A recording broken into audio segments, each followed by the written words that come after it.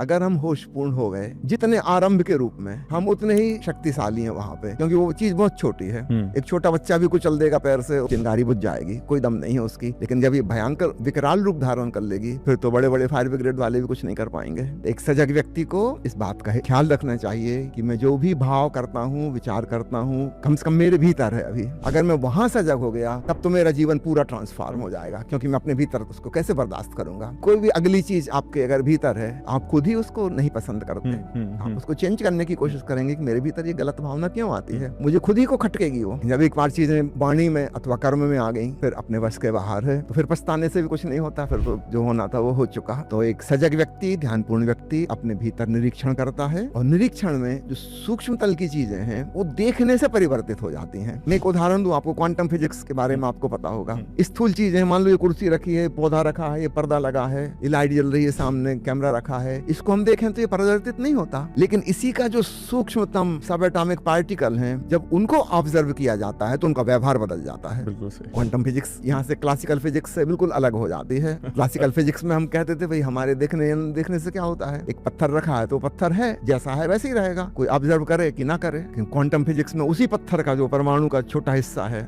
उनको वॉच करते हैं तो बदल जाते हैं, उनका बिहेवियर चेंज हो जाता है। आप देखोगे तो अलग ढंग से व्यवहार करेंगे, और नहीं देखोगे तो अलग ढंग से करेंगे। तो इससे पता चलता है कि जितनी सूक्ष्म चीज हो, उतनी ही वह चेतना से प्रभावित होती है।